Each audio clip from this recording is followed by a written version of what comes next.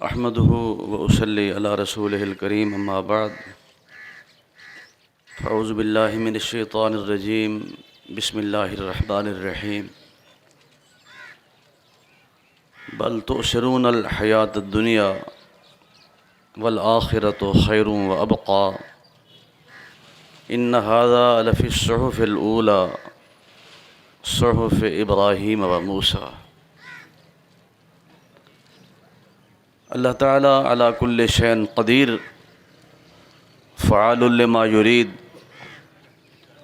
یفعل ما یشاء۔ وہ جو چاہے کرے، جب چاہے کرے، جیسے چاہے کرے، جہاں چاہے کرے، اور جو کچھ وہ کرے لا یسأل عما یفعل وہم یسألون۔ وہ اکیلا کسی کے سامنے جواب دہ نہیں ہے، پوری کائنات اس اکیلے کے سامنے جواب دہ ہے۔ یہ اسی کے فیصلے ہیں، اضحک و ابکا، امات و احیا، ہنساتا بھی ہے، رلاتا بھی ہے، جلاتا بھی ہے اور مارتا بھی ہے۔ اور یہ اس مالک نے فیصلے کیے ہیں، کل من علیہا فان، کل نفس ذائقۃ الموت، کل شیء ہالک الا وجہہ، اینما تکونوا یدرککم الموت ولو کنتم فی بروج مشیدہ، کیف تکفرون باللہ وکنتم امواتا فاحیاکم ثم یمیتکم ثم یحییکم ثم الیہ ترجعون۔ یہ بے شمار آیات اس بات کی یاد دہانی کرا رہی ہے ہمیں کہ موت سے کس کو رستگاری ہے، موت سے کس کو رستگاری ہے۔ آج وہ، کل ہماری باری ہے۔ یہ نہ سمجھے کہ ہم صرف جنازے پڑھ رہے ہیں۔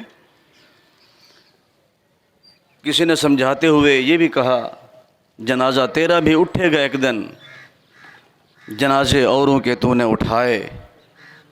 کہیں دستے ندامت اٹھتے اٹھتے در توبہ مقفل ہو نہ جائے، گناہوں کی ہوائے تند ہی میں چراغ زیست عاجز بجھ نہ جائے۔ سمجھایا گیا، موتوا قبل ان تموتوا حاسبوا قبل ان تحاسبوا، اس سے پہلے کہ موت آئے اس کی تیاری کر لو، اس سے پہلے کہ تمہارا حساب ہو تیار ہو جاؤ۔ ہم سب کا یہی راستہ ہے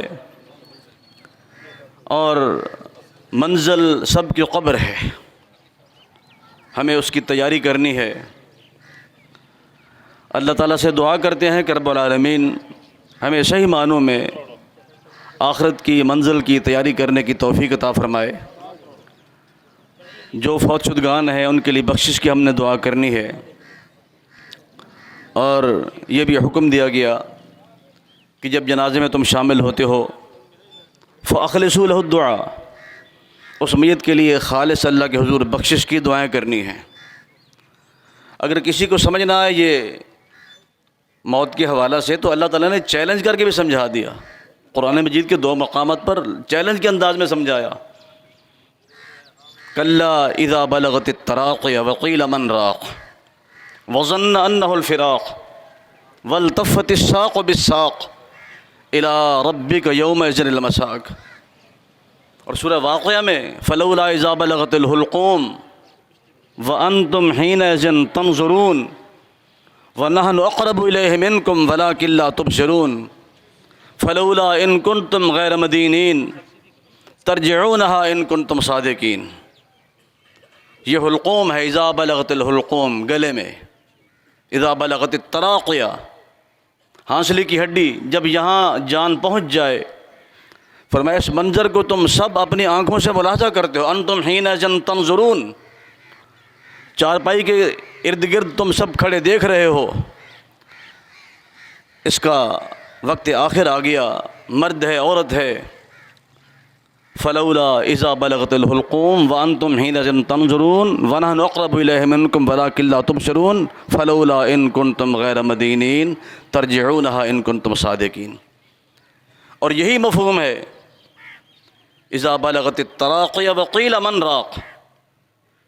ہم اس کی روح کو نکال رہے ہیں، اس کی روح پرواز کرنے والی ہے۔ کوئی ہے اپنے دم کے ذریعے، اپنے تعویذ کے ذریعے یا اپنی طب کے ذریعے، کسی بھی حوالے سے من راق، کوئی ہے اس کو بچانے والا. وظن انہ الفراق، سب سمجھ چکے اس بات کو کہ اس کی جدائی کا وقت آ گیا ہے، اور کہتے کیا ہیں والتفت الساق بالساق. یہ ہمارے یہاں عام محاورہ ہے، میں جلدی کرو یار، اس کے ہاتھ پاؤں سیدھے کر دو، پنڈلی سے پنڈلی ملا دو. الی ربک یومئذ المساق، اس کی روانگی کا وقت آ گیا ہے. دعا کریں جب جائیں اس انداز سے استقبال ہو، یا ایتھا النفس المطمئنہ ارجعی الی ربک راضیۃ مرضیہ.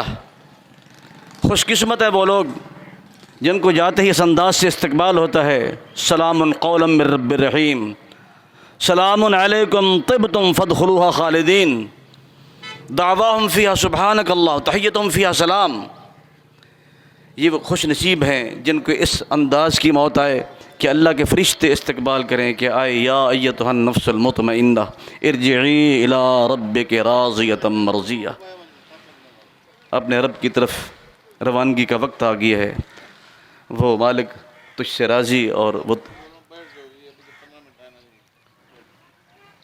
مہمانان گرامی جو کراچی سے دور دراز سے تشریف لا رہے ہیں، بالخصوص ہماری جماعت کی مایہ ناز علمی شخصیت عظیم سکالر پروفیسر عبداللہ ناصر رحمانی صاحب حافظہ اللہ، وہ بھی پہنچنے والے ہیں. ان کے انتظار میں کچھ دیر ہوئی تو ہمارا یہ فریضہ بنتا ہے کہ آنے والے مہمان